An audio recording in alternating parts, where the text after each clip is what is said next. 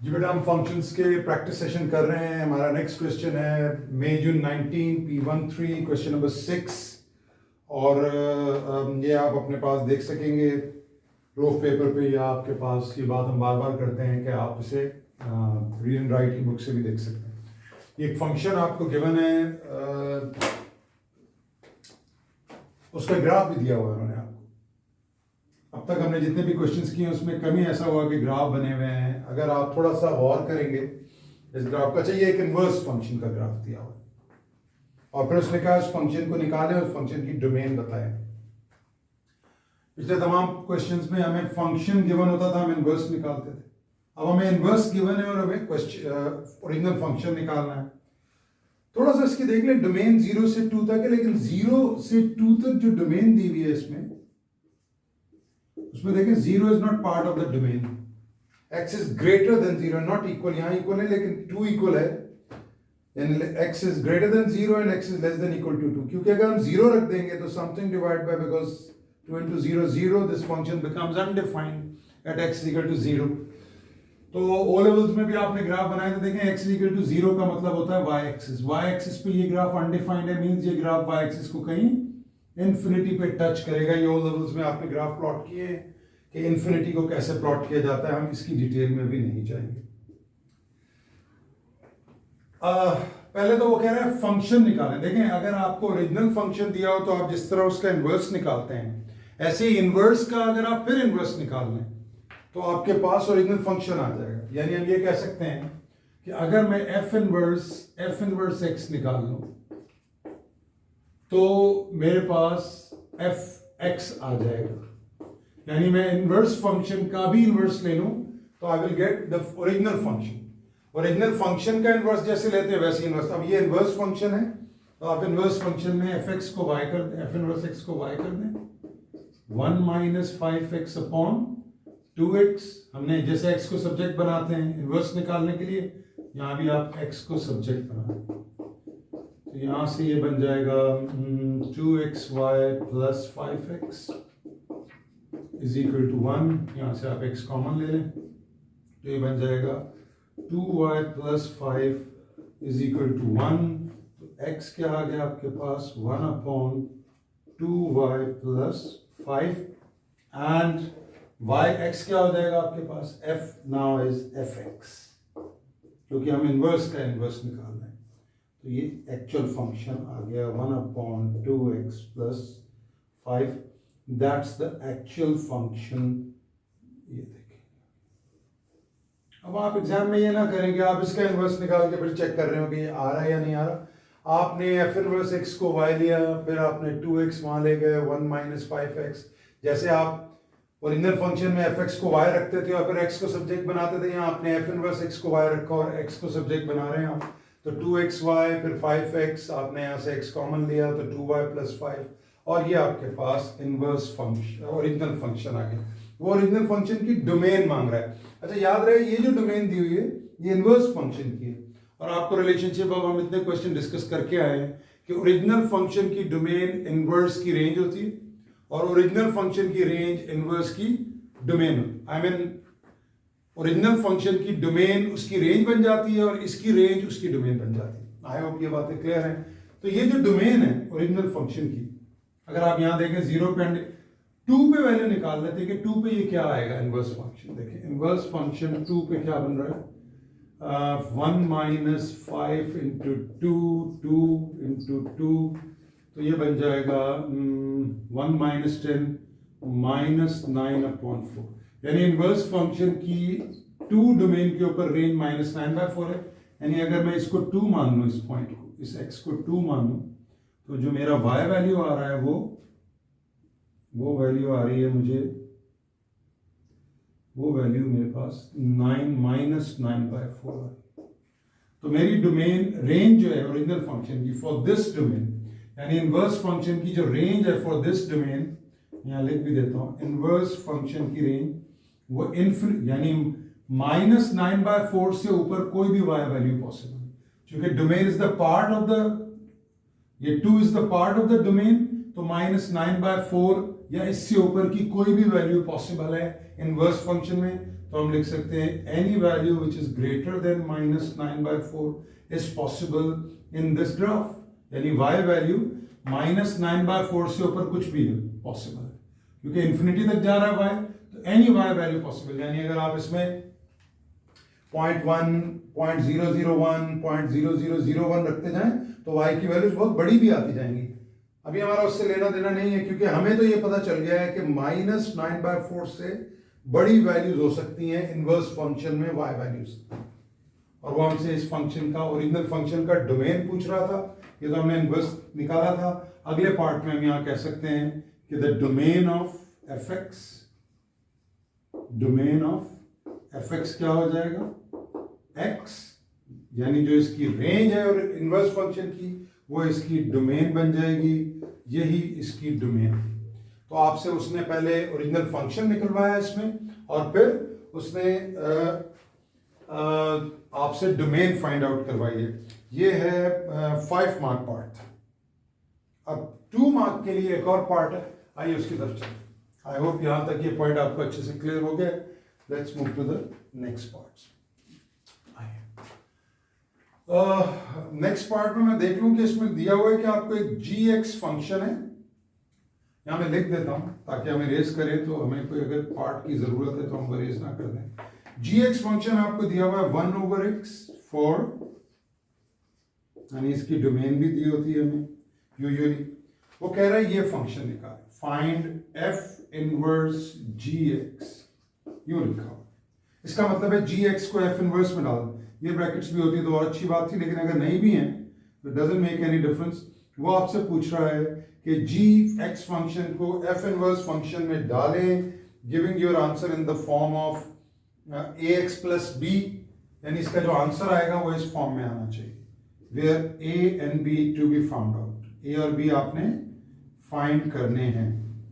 तो कर लेते हैं, आइए f इनवर्स में gx को डाल दें। f इनवर्स ये है, यहीं पे डाल देते हैं। आइए f इनवर्स में g को डालने का मतलब है कि f इनवर्स में जहां जहां x आ रहा है वहां आप ये इनवर्स फंक्शन डाल दें, तो ये बन जाएगा 1, और x की जगह आपने डाल देना है 1/x।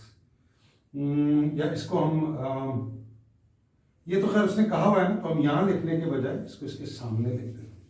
तो f इनवर्स gx फंक्शन क्या हो रहा है कि f इनवर्स फंक्शन में इस फंक्शन को पुट कर दें, और आपको पता है पुट जो है हम x की जगह इंसर्ट करते हैं वैल्यूज को, ये आ गया, दिस इज 2/1/x। इसको अगर आप एलसीएम ले लें, इफ यू गुड इनफ, तो एलसीएम x आ रहा है ऊपर वाले का, तो वो बन जाएगा x -5, नीचे है 2/x। Now that's the mean division, यानी this fraction is being divided by this fraction, और ये आप निकाल रहे हैं f इनवर्स gx। ठीक है, जगह मेरे पास है यहाँ पे थोड़ी सी, मैं इसको ही यूज कर लेता हूँ। देखें तो हम इसको लिख सकते हैं x माइनस, या आप डायरेक्ट भी कर सकते हैं, you know these x are being cancelled out. और अगर आप स्लो हैं मैथ्स में, नो प्रॉब्लम, तो आप देखें ये यूं हो जाएगा, this fraction will go up, this cancels out. तो हमारे पास एक्सप्रेशन क्या बन रही है, x -5/2, 2 इन दोनों को डिवाइड कर देगा तो हम लिख सकते हैं 1/2x -5/2। ये है मेरे पास f inverse gx function, f inverse यानी gx फंक्शन, ये मैंने फाइंड आउट कर दिया इन दिस फॉर्म, यानी जो मुझे वो कह रहा था कि आप इसको ax प्लस b की फॉर्म में निकालें। यानी उसने मुझसे सवाल में क्या कहा था, जो ये वाला पार्ट था सेकंड, ये सेकंड पार्ट, कि आप f इनवर्स gx फंक्शन को इस फॉर्म में निकालें, ax प्लस b। तो ये देखें, a की जगह 1/2 आ गया और b की जगह इट्स -5/2। तो आई होप ये बात आपको अच्छी तरह से समझ में आ गई है, और ये हमारा सवाल यहाँ पे कंप्लीट होता है। हम चलते हैं नेक्स्ट क्वेश्चन की तरफ। जी बेटा, ये नेक्स्ट क्वेश्चन है अक्टूबर नवंबर 14 P11 क्वेश्चन 10। हमारा फंक्शंस का प्रैक्टिस सेशन चल रहा है। इसमें ये एक और सवाल है आपके सामने, देखें x² - 2x - 15 को वो कह रहा है ये कंप्लीटेड स्क्वायर फॉर्म में कन्वर्ट करें। तो पहले तो हम ये वाला पार्ट कर लेते हैं। ये अब आप इसकी यकीनन बहुत आपकी प्रैक्टिस हो चुकी है, तो मैं डायरेक्ट करता हूँ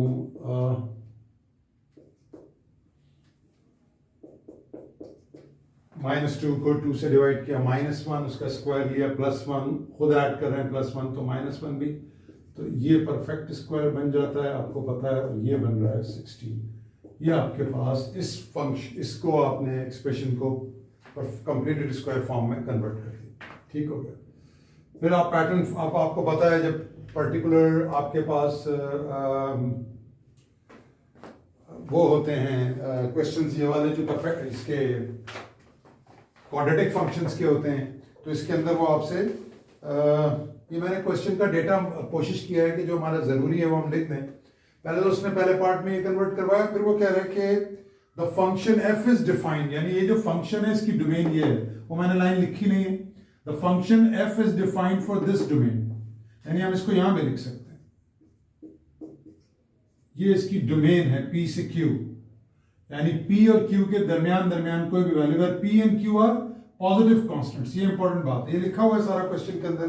आई होप आप क्वेश्चन देख रहे होंगे ऑलरेडी, इस वीडियो को देखते हुए अपने पास किसी और सोर्स से, आई मीन या तो बुक होगी आपके पास या रेंज। वो कह रहा है इस फंक्शन की C to D है, where C and D are constants. यहां उसने पॉजिटिव कांस्टेंट्स का जिक्र नहीं किया, उसने कहा कांस्टेंट है, लेकिन P और Q पॉजिटिव कांस्टेंट्स। पहला पार्ट जो कि ये था, जो हमने कर लिया, ये 2 मार्क का था। फिर वो 1 मार्क के लिए पूछ रहा है कि बताइए C की ये मैंने मार्क्स लिखे हैं कि smallest possible value of C क्या है। C क्या है, क्या C is the range of this function. देखिए जब आप स्मॉलेस्ट पॉसिबल कह रहा है, वो स्मॉलेस्ट पॉसिबल है, अगर आप इसको प्लॉट करें तो ये ओपन अप पैराबोला है, और इसका x जो होता है वो इसको 0 रखते हैं 1, और ये आपका y आ गया -16, यानी जो सबसे नीची वैल्यू जो है इस ग्राफ पूरे पर, इस पूरे फंक्शन में सबसे जो छोटी y की वैल्यू है वो -16 है, तो बस यही C की स्मॉलेस्ट पॉसिबल वैल्यू। तो पहला पार्ट तो आपका, दूसरा पार्ट इस तरीके से आपने सॉल्व कर लिया। Let's move to the next parts. अच्छा, इसके थर्ड पार्ट में आपको उसने कहा है थर्ड पार्ट में कि C की वैल्यू दी हुई है आपको 9 और D की वैल्यू दी हुई है 65, और वो आपसे कह रहा है कि P और Q की वैल्यू निकालें। Find P and Q। आप जरा थोड़ा तो गौर से देखें, इतना आप क्वाड्रेटिक फंक्शंस पढ़कर आ चुके हैं, आपको क्वाड्रेटिक फंक्शन जब आप बनाते हैं ग्राफ, तो आप ये बात समझते हैं कि ये एक मैनी टू वन फंक्शन है, यानी 2x की वैल्यूज ऐसी होती हैं जहां पर कोई y की वैल्यू आ जाती है। जैसे ये तो एक y है ना, इस पर ये 2x है, अगर मैं एक और हॉरिजॉन्टल लाइन लगा दूं यहाँ पे, if I draw another horizontal line, तो ऐसा पॉसिबल है कि ये x की वैल्यूज डिफरेंट हो।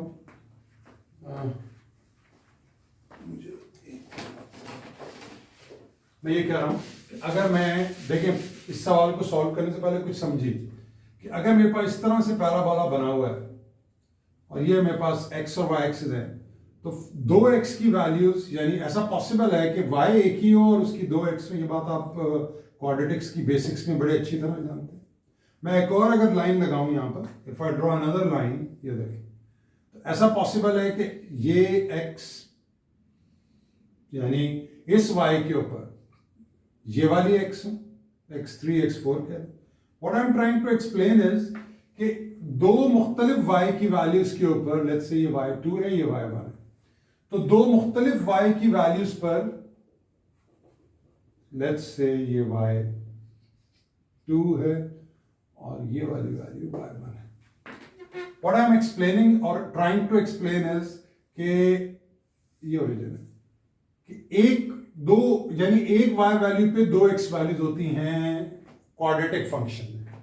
आई होप ये बात आपको अच्छे से क्लियर हो गई ये बात, और ये बात हम पहले क्वाड्रेटिक्स में, यानी एक y वैल्यू पे 2x वैल्यूज होती है किसी भी एक y वैल्यू पे विद इन द पैराबोला। तो आइए अब इससे क्या पता चल, अब देखिए हमारे पास यहाँ ये जो C और D है ये हमारी y वैल्यूज है, C और D जो है हमारी वो y वैल्यूज है। देखिए रेंज है, रेंज वैल्यूज y वैल्यूज होती है। तो मैं क्या करूंगा, fx की जगह ये फंक्शन रख दूंगा, और ये फंक्शन अभी हमने ये इस फॉर्म में रखा है, तो मैं क्या करूंगा, fx की जगह मैं लिख दूंगा, यानी मुझे पता है कि fx इक्वल है यानी एफ एक्स की रेंज है सी टू डी।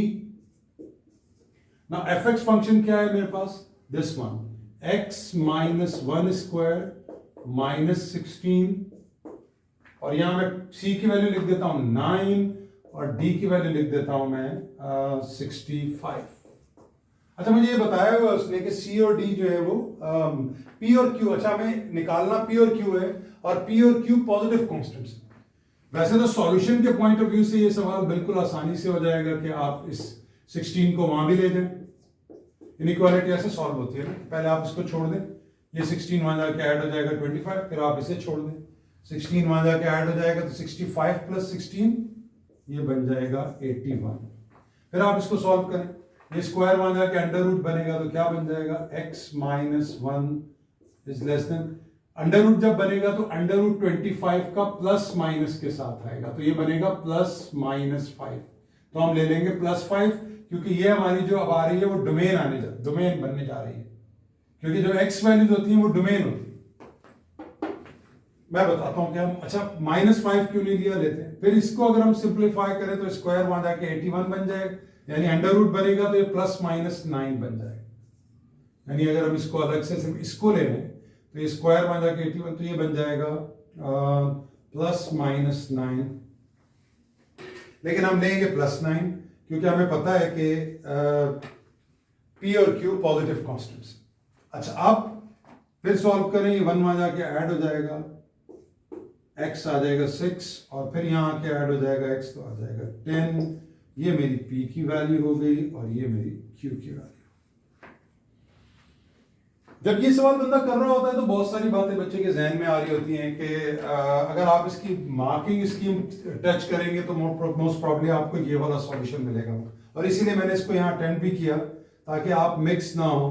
इसको हम, अब आप ये सोच रहे हो शायद कि यहाँ जो -5 आया था वो कहाँ गया और वो क्यों नहीं लिया गया, या यहाँ जो प्लस माइनस ये जो आपने 9 था आपने 9 ही क्यों ले लिया, वो तो हमने ले लिया 9 पॉजिटिव कांस्टेंट्स है p और q, लेकिन फिर आपके जहन में आ रहा हो कि सर अगर हम ये देखें तो ये क्वाड्रेटिक इनइक्वालिटी बन रही है। क्वाड्रेटिक इनइक्वालिटी तो हम ऐसे सॉल्व नहीं करते थे, क्वाड्रेटिक इनइक्वालिटी में प्लस माइनस दोनों वैल्यूज ली जाती थी, लेकिन यहाँ हम सिर्फ प्लस ले रहे हैं, इसलिए मैंने इसको इस तरह से सिंप्लीफाई कर दिया। ये हमारा पार्ट यहाँ पे कंप्लीट हो गया है।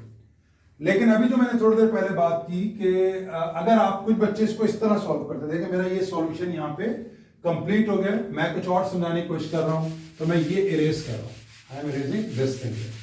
देखिए इसी पार्ट को अगर कोई बच्चा यूं करता है कि वो समझता है कि मैं भाई फंक्शन को ये जो हमारा फंक्शन था x स्क्वायर माइनस कितना बना था, x स्क्वायर माइनस 16, ये हमारा फंक्शन था fx जिसको हमने इस फॉर्म में कन्वर्ट किया था, मैंने इरेज कर दिया पार्ट। ये फंक्शन है और फंक्शन की वैल्यू पहले मैं c के इक्वल रख लेता हूं, यानी c मेरी है 9, तो ये आ जाएगा x minus 1 square is equal to 25, x minus 1 is equal to plus minus 5, x minus 1 is 5, x minus 1 is minus 5, x आ गया 6, x आ गया -4। अब ये x क्या आ रहे हैं, तो देखिए अगर आप y को, यानी ये अगर आप पैराबोला ड्रॉ करें तो याद कीजिए इसका ये 1 था और ये -16। What we are getting from here is कि अगर x की वैल्यू में 6 रख लूं, यानी अगर मैं 1 पे -16, मैं इसको थोड़ा सा प्रॉपर स्केच करने की कोशिश करता हूं। देखिए फॉर एग्जांपल हम ये मान लेते हैं कि 1 पर -16 इज समवेयर हियर, और ये देखिए मान लीजिए ये ग्राफ पैराबोला यूं है, ये हमारी वैल्यू -1 और 16 है, और ये सिर्फ आपको एक्सप्लेन करने के लिए कि ये प्लस हमने 6 ले लिया था, हमने -4, एक्चुअली +6 पर और -4 पर, +6 लेट्स से ये -4 है, और मान लीजिए ये +6 पर ये जो है ये जो y वैल्यू, यानी ये जो y वैल्यू आ रही है ये 9, ये 2 x वैल्यूज के ऊपर, एक 6 पर और एक -4, जो मैंने अभी थोड़ी देर पहले भी आपको क्लियर किया। तो एक्चुअली ये सिचुएशन है, तो इस सिचुएशन में हमने, यानी इन 2 x के ऊपर y 9 है, ये y एक्सिस है और ये y की वैल्यू 9 है, तो y की वैल्यू 9 कहाँ आ रही है, x -4 पे भी, x 6 पे भी। लेकिन हमने p की वैल्यू प्लस क्यों ली है, क्योंकि p पॉजिटिव है, that's why we took x equal to 6। ऐसे अगर इसी एक्सप्रेशन में आप 9 की जगह 65 रख दें और इसको सिंप्लीफाई करें तो फिर दो x की वैल्यूज आ जाएंगी, जो कि एक आएगी 10 और एक कोई और वैल्यू होगी, तो वो दो वैल्यूज होंगी जहां पर y की वैल्यू 65 है। अगर आप इस तरह इस ग्राफ को बनाएं तो आप ऐसे भी सॉल्व कर सकते हैं कि x स्क्वायर माइनस 1 16 को इक्वल्स टू 65 रखें और वहां से x की दो वैल्यू निकाल लें, उसमें से जो एक पॉजिटिव है वो 10 के इक्वल आएगा, या इस तरह से सिंप्लीफाई कर। आई होप ये पॉइंट आपको क्लियर है। और हम चलते हैं इस क्वेश्चन के आखिरी पार्ट की तरफ और देखते हैं वो क्या है। Let's take the last part. अब वो आपसे कह रहा है इसमें फाइंड द इनवर्स, फिर वो कह रहा है find an expression for F inverse x. Well, मुझे नहीं लगता कि मुझे ये पार्ट कर लेना चाहिए, क्योंकि एफ एक्स आपके पास ये है, this is the F x function, यानी एफ एक्स ये फंक्शन है और इसकी आपने परफेक्ट स्क्वायर फॉर्म बना दी थी। तो एफ एक्स है आपके पास एक्स माइनस 1 स्क्वायर माइनस 16। यहाँ से आप एफ एक्स को वाई रख लेते हैं, ये मैं for the sake of solution कर देता हूँ आपको। प्लस 16 वहाँ जाके माइनस हो जाएगा, तो एक्स को सब्जेक्ट बना लें तो क्या बन जाएगा वाई माइनस 16। तो जब आप एक्स का स्क्वायर लेंगे यहाँ पर एक्स माइनस 1, ये आ जाएगा under root y minus 16 plus minus x आ गया 1 प्लस माइनस वाई माइनस 16, और फिर यहाँ आप रख लेते हैं F inverse X is equal to 1। अच्छा, ये मैं प्लस माइनस को छोड़ देता हूँ। अब आप ये देख लीजिए कि यहाँ प्लस आएगा, वीडियो को पॉज करके आप खुद डिसाइड कर लीजिए कि यहाँ पे प्लस आएगा या माइनस आएगा। आपकी डोमेन 6 to 10 तक है, ठीक है। तो यहाँ अगर मैं इस ग्राफ को दोबारा बनाऊं, देखें, अब हम चलते हैं इस पार्ट की तरफ। ये तो आपको समझाने के लिए था, आपको ये तो पता लग गया है कि जो y 9 है तो x 6 है, y 65 है तो x 10 है। तो इसका मतलब है हमारा जो ग्राफ ये वाला था -1 से 16, तो चूंकि मेरी x की वैल्यू 6 और 10 है तो वो -1 से आगे है। इसका मतलब ये है कि मैं ये वाला हिस्सा ले रहा हूँ ग्राफ का, ठीक है। तो यहाँ मैं कहीं ले लेता हूँ, ये अगर मेरा, मैं इसको थोड़ा 6 ये है x और यहाँ पे y 9 है और यहाँ पर मेरा x जो है वो 10 है और y जो है वो 65 है, और ये मेरा यहाँ पर लेट्स से वो पॉइंट था जो -1 -1 और -16, ये बन गया +1 और -16, ये। तो मेरा ग्राफ अब यहाँ से यहाँ तक डिफाइन है और ये 1 1 फंक्शन है और इसका इनवर्स वो करेगा। देखें इसकी रेंज 9 to 65 है, तो 1 में ये वैल्यू ऐड, देखें जो ओरिजिनल फंक्शन की डोमेन है वो इनवर्स फंक्शन की रेंज बनेगी। तो डोमेन 6 से 10 तक है तो इसकी रेंज 6 से 10 तक होनी चाहिए। तो 1 में वैल्यूज ऐड होंगी तो 6 से 10 तक यानी पॉजिटिव आंसर आएंगे, तो हम यहाँ पर इसको प्लस ले लेंगे। आई होप ये पॉइंट भी अच्छी तरह आपको क्लियर हो गया। You have been doing this, आप इस तरह के जो क्वेश्चंस हैं वो कर रहे हैं मुसलसल, तो आई होप ये बात आपको अच्छी तरह क्लियर होगी। यहाँ पे हमारा ये सवाल कंप्लीट हुआ। आइए नेक्स्ट क्वेश्चन की तरफ चलते हैं।